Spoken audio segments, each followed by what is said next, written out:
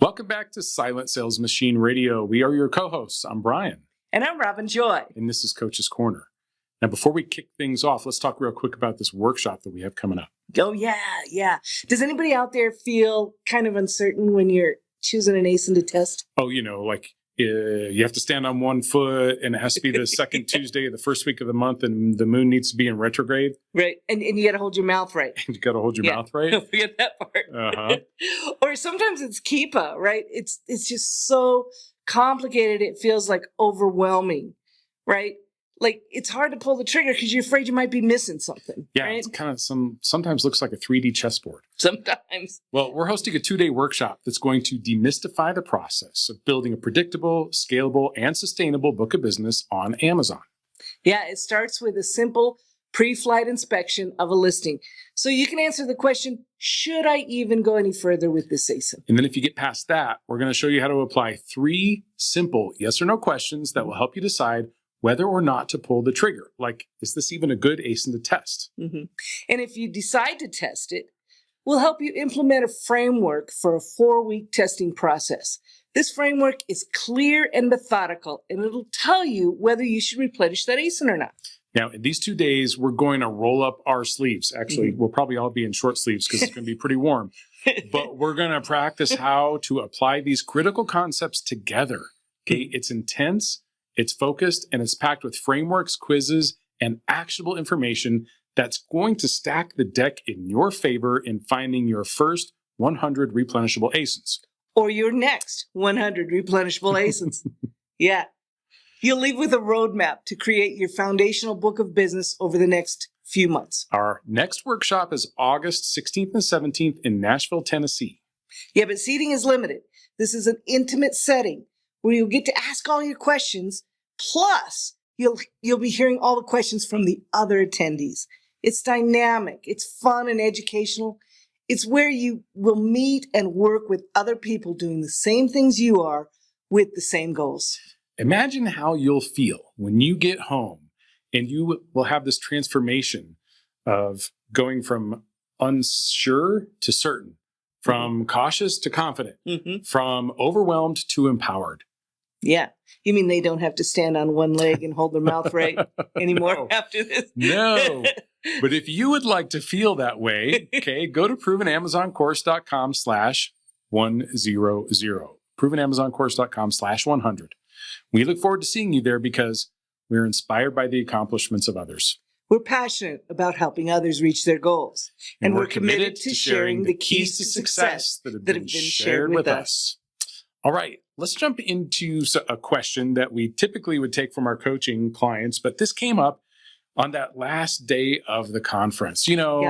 After this, thanks for coming ceremony is done. And it's like, you said, it kind of felt like the end of summer camp. Nobody really wants to go home, right? Right. We're all kind of lingering, having these conversations, right? What question did you get? So a couple walked up to me and asked me, they said, we're having trouble making our time count, right? We look for hours and we can't find enough ASINs to test, and it seems hard. Do you have any advice, right? So what I mentioned to them was just a change in the thought of that, in the way you're looking at that. Those of you who are having the same issue, and I know a lot of people are, what we want to encourage you to do is make the process of looking at ASINs the goal. If your goal this week is to look at 500 ASINs, then look at 500 ASINs. Call that a win. You may not find any ASINs to test, but you looked at 500 ASINs. If you keep looking at 500 ASINs a week, or whatever the number is that you can do, you will find those tests. They'll come. They may not come as quickly as you'd like them to. And as you get experience looking at ASINs, you'll find more in those same ASINs. How do I know this? How do you know it? Because you did it. It's experience, right? If I look at 500 ASINs, I might find 4 or 5, where you look at the same 500 ASINs and you didn't find any. It's just a matter of knowing what you're looking for. And the way to do that is to look at more ASINs. That's right. Those first few weeks and sometimes months can sometimes be discouraging. Like I think a lot of people jump into this business and they're like, they want to build the 6 and 7 figure a year business right out of the gate, right? Yes. And then what happens? Then they go look at 500 ASINs and they come up empty. Yeah. And then they go, I'm so discouraged. I must be missing something. Uh-huh. You're not. You're not. You're not missing anything. You're doing it the same way all of us have done. Mm-hmm. I challenge, I mean, there are few people that consistently can look at their first, 1,500 ASINs and have the same experience as they have after they've looked at thousands of ASINs and look at that same 1,500 ASINs. It is not unusual. Don't be discouraged by that. It's a barrier you have to break through, right? Absolutely. And here's the most important thing, I think. It's the barrier. In order to break through that barrier, you have to have the belief that it can be done. Yeah. And that's the power behind it. Yeah. If you've got the belief and you're convinced that you want to do it, right? We talked about the write down what it is that you want, not dollars, but the other things, and then flip over and find, write down what it's going to take to get it. If you are convinced that you are going to do that, then I have no doubt it's going to happen. Yeah. And you need to have that same level of no doubt too, right? Yes. Yes. Keep working on that if you don't have that, because that is an important part. And you mentioned this morning something that I want you to talk about, that barrier. Like it's like shooting off a rocket. I'm not shooting off a rocker yet. Maybe someday. Visions. Anyway. Yeah, well, when you see, like now it's SpaceX, but I grew up watching the space shuttle and all that. When that takes off, I don't know, 98% of the fuel that it needs for its entire trip is used to get out of the atmosphere. Right. And I'm totally making that number up. I don't know what it is, but it's a lot. Like a lot. So this is kind of like what it takes when you're building the business too. Yeah. You have to be able to power through that, liftoff and then get out of atmosphere in order to really, feel like you're having success here in the business. And sometimes a lot of people like use a lot of fuel to get up, but they don't clear the atmosphere and then they just come right back down. Yeah. Right. They got to rebuild. And then you got to rebuild. And that refueling, that can take weeks, months, years sometimes to rebuild that fire inside to want to try and, take off again. Yeah. And so when you are taking off, be committed is my suggestion, that until you get out of the atmosphere, you are going to do whatever it takes. Yes. It's a clear barrier and you'll know when you get there. Mm-hmm. You will. But the barrier is also, the takeoff is also not immediate. You don't just go 10, 9, 8, 7, 6, 5, 4, 3, 2, 1, boom. Yeah. You go 4, 3, 2, 1, and you've been building and building and building during that countdown. And then at 1, you can let go, but it still takes a big push. It's a huge push. Right? Yeah. So you got to build that fuel. You got to prime that tank, whatever it is, and get it built up during that countdown and then actually take off. It doesn't happen just because you decided to. You got to build all that stuff in. Okay, that was kind of a loose analogy, and we said a lot of things around there, but what we want you to really, really get from that is you're not alone if you feel challenged in the beginning, in your first few weeks or even months sometimes. You're not alone.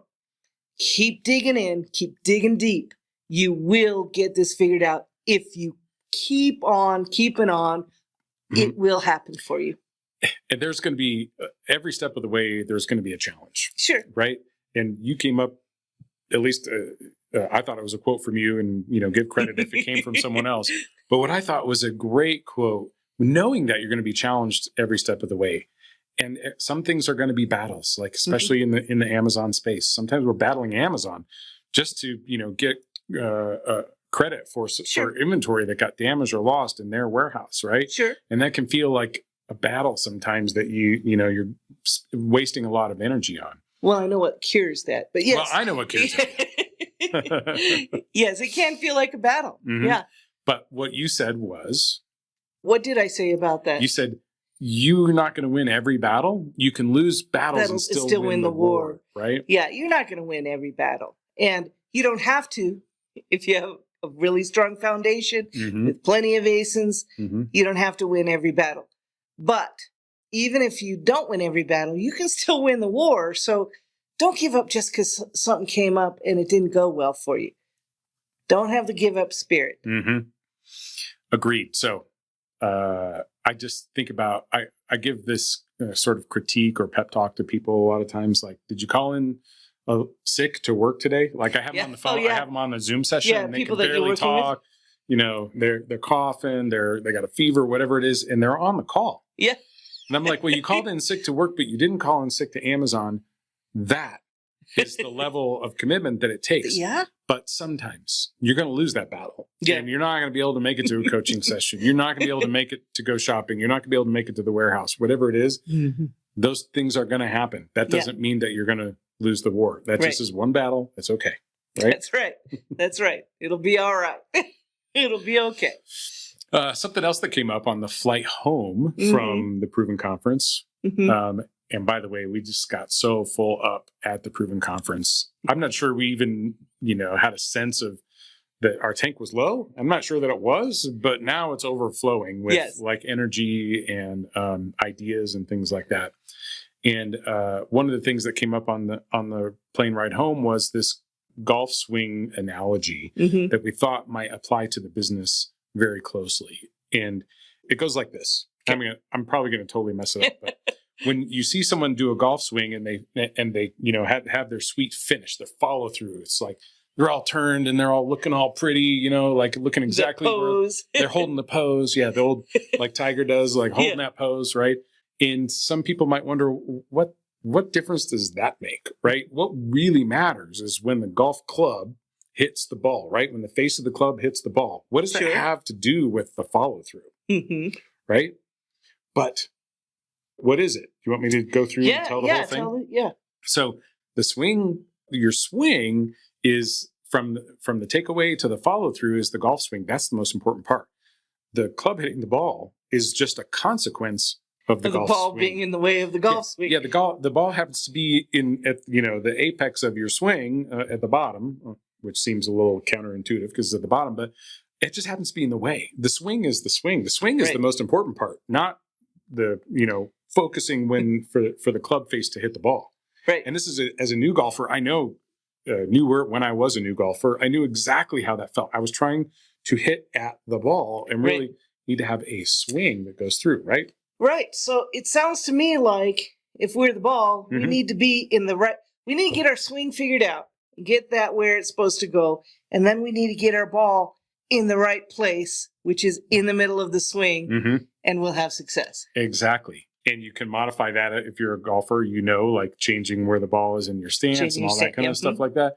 But then if we take that analogy, how does that apply to the business? Yeah, how does it apply to building a successful e-commerce business? Yeah. So how does that apply? How do we get ourselves in the way of that beautiful swing and take the momentum of all these people who are making this swing together and get ourselves in the way?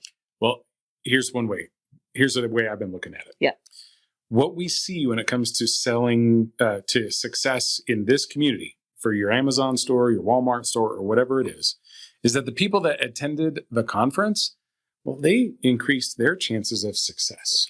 Yes. Because just by being there. Just by being there. Putting themselves in a situation where they can see people who are doing what they want to do, where they can make friends and acquaintances who understand what they're trying to do, people with similar goals and the same kinds of outlooks.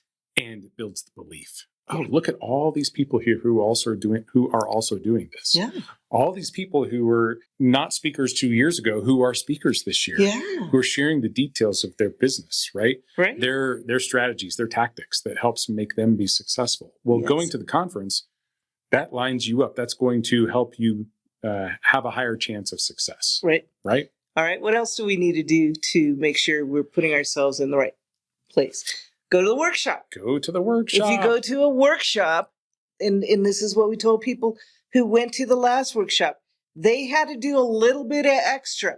They had to push just a little bit harder and give a little bit more effort and time into what they were trying to get out of the things that are available to them. So they had put themselves in a position to give themselves even more of a chance for success. Exactly. Even more of a chance for success. Then another thing that people do frequently is they get coaching, right? Right. And the people who have a coach, give themselves better chances still Mm-hmm. for success. Right. Okay. Now, before we exit those three things, I want to prepend some things to that to include the Proven Amazon course and the Yeah. Kickstart. Yes. All of those things are the equivalent of your golf swing. Uh-huh. Yeah. That the people who are doing all of them have put themselves in the path of success. So we can straighten out our golf swing, focus our golf swing, give power to our golf swing by putting ourselves in the best chance to have success. Have a great From the swing. swing. And that swing starts with pack, Kickstart, Mm-hmm. workshop, coaching, conference. It Mhm. all is part of that, right? Yeah. Yeah. Okay. So the people who do all of those things Mhm. have put themselves in the best position. Yep. Giving themselves the best chance to succeed. Yeah. Okay. Yeah. Well, thanks for indulging me on that golf swing analogy. You can tell it's warming up outside. I'm breaking out the golf shirts, and I'm ready to go hit some balls. Of course you are. Well, we wanted to talk about some special people that we saw or interacted with while we were at the conference. And we're not going to use any names, but you'll know who you are. And we do appreciate all of you. We do. It starts with, on the very first day, Mhm. the keynote session that was going on with Rabbi Daniel Lappin. We were sitting in the back of the room, which is near the doors where people are coming in and out. And we noticed that there was a lot of like Clanging. When someone Those would leave doors the are room. not quiet. Yeah, the door would close and it would slam against, the door frame. And it was a little like... It was distracting. It was a little distracting, right? And then all of a sudden the noise stopped. Uh-huh. And we turned around and looked, and there was a gentleman standing over there making sure to catch the door so that it didn't hit against the door frame and continue to be a distraction. That was an amazing Yeah. thing. Yeah. I mean, so helpful. And it's just a picture of people who serve. There are lots of people in this community who just serve. They don't get on stage. They don't do a podcast. They just serve where service is needed, and they notice when it's needed, just like this person did. This is the same person that told us later that he'd found a couple that were sitting there kind of by themselves. They were, I think, from outside the country even, and they really didn't. He walked up to him and said, how are you enjoying the conference? And they said, we really haven't talked to anybody. We don't know who anybody is. And he immediately introduced himself. And I believe maybe he brought his wife over and helped to make them feel welcome. And these are the kind of people that we're surrounded by. Good, caring, giving people. Mm-hmm. To that end, last year we met this great couple. So at the Proven Conference of 2023. Yes. And they were like, hey, if you've ever wondered if anyone's listening to your podcast and being encouraged, we do, right? We are. And it meant so much to Robbin Joy and I that they called out Coach's Corner and they were like, yeah, the people are listening. We're listening because we didn't know. Right. And we were fortunate enough to be able to see them again this year. Well, they've become some of our favorite people. They are some of our favorite people. In fact, they signed up for coaching. We're going to be their coaches. And I was pretty humbled by that. I mean, they've known us for the better part of a year and they still wanted to coach with us. Right. I don't know. Yeah. No accountant. But just as a quick aside here, with the people that we work with, we're really so grateful. Everyone that we get to interact with is, in fact, because we don't take it lightly that, we have this platform that Jim's been gracious enough to share and help us get the word out of the things that we're passionate about. And we don't take it lightly. That's right. And we don't take working with anyone who's in the coaching program or the workshop or the Kickstart or that we're interacting with at the conference lightly at all. We're very humbled by that, and we're very grateful for that. We also don't take it lightly the people who volunteer to come and just kind of help us out. There were a couple of people that helped us out in the workshop. They didn't have to. They came early. They did not get paid for it. They just were there to help us out. And we so appreciate all the people that go into that, volunteers and otherwise. It's just an amazing experience for us to be able to do what we do and not have to worry about it. So thank you to the people who stepped up and took care of things for us. We met this very special couple this year. Yeah. Really inspirational to us and to everyone who is fighting daily against the, when life happens stuff. Right. And they still find the motivation to go to work in this business. Yeah. These people are experiencing that life is happening as we speak. It is a thing in their lives right now, but they made it to the conference. We got to talk to them and meet them in person. And what beautiful people. They're the real superheroes. They are the real superheroes. Yeah. Yeah.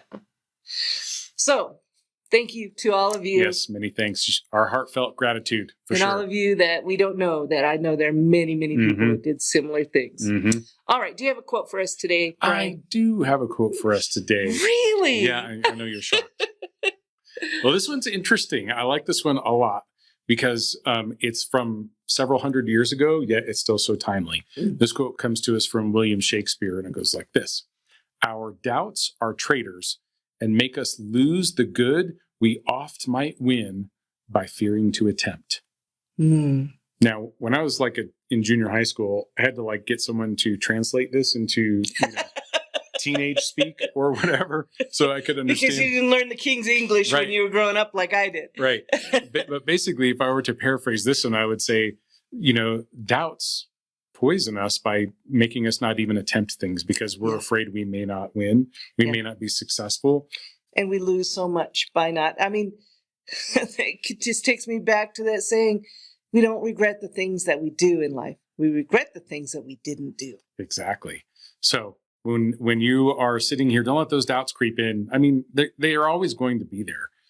Doubts are a part of what we do, and fear is too. And but you're the boss of that. But we can accept that, put it in our back pocket, and keep on moving forward. That's right. That's right. We all have to do it. And when you need to keep moving forward. Yeah. Speaking of moving forward. Yeah. You got to put on your hat that was given to you from some very, very special people at the Proven Conference. Get busy and go find more ASINs to test. Test more ASINs. You know what cures that? That's what cures it. Test more ASINs. You want to go test more ASINs? Let's go find some more. All right. Thanks everyone. Everybody. Talk to you soon. Hey, before we let you go, we've got a special segment that we do here once per week or so with our good friend Jeff Schick from jeffschick.com. He is a legal and policy expert, and he's always got an interesting story or an interesting piece of information for us that we can apply to our businesses to help protect our accounts better. Jeff, what do you got for us today? All right, so we're going to talk about deleting shipments because that's been a hot button issue with all the new split shipment fees and things that came out recently for Amazon.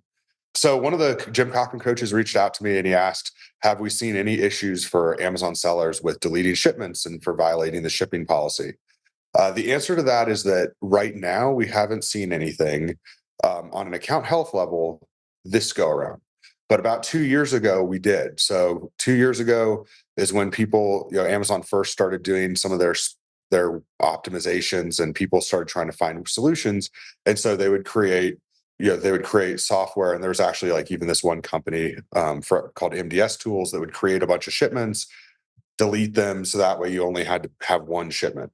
Well, what we ended up seeing is that people that were using software like that would get suspended, either have their shipping privileges, like their ability to send to FBA, was revoked until they wrote a plan of action.